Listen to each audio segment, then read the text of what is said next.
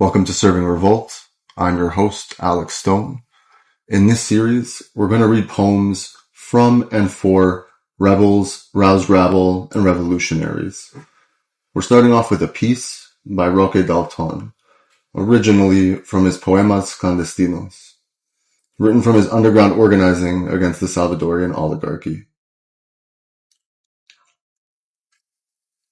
Declaration of Principles. Whatever his quality, his stature, his finesse, his creative capacity, his success, the poet can only be to the bourgeoisie servant, clown, or enemy. The clown is an independent servant who manages nothing better than the limits of his own liberty, and who one day will confront the people with the argument that the bourgeoisie really has sensitivity. He who is really a servant can wear the uniform of lackey or minister or cultural representative abroad, including silk pajamas for entering the bed of the most distinguished lady.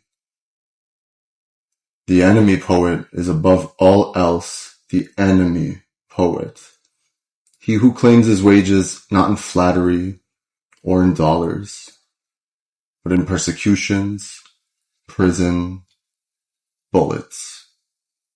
And not only does he lack a uniform or tails or a suit, but every day he ends up with fewer things until the only thing he has is a pair of patch shirts, but clean as unparalleled poetry.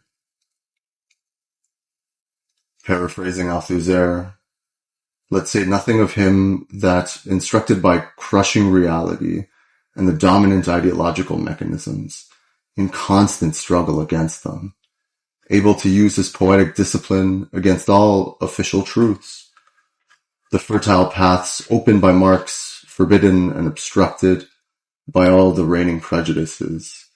The enemy poet cannot even think of accomplishing his task of such a complex nature and requiring such rigor without a lucid and invincible confidence in the working class and without direct participation in its struggles.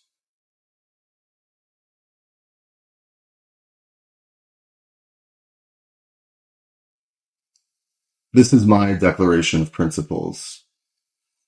When I think of revolt and revolution, I can recall only the enemy poets. The artist can only be to the oligarchy servant, clown, or enemy. What is the enemy poet? The enemy poet, above all else, is the enemy poet. The one who claims their wages not in flattery or dollars, but in persecutions, prison, and bullets. The enemy poet uses their poetic discipline against all official truths. The enemy poet has a lucid and invincible confidence in the working classes and has direct participation in their struggles. Who are the poets that are the enemy of the capitalists, bankers, oligarchs, otherwise the ruling classes? Trade unionists, Democrats, anti-colonial fighters, socialists, communists, pro-democracy militants. These are the poets I'll be reading when I'm serving Revolt.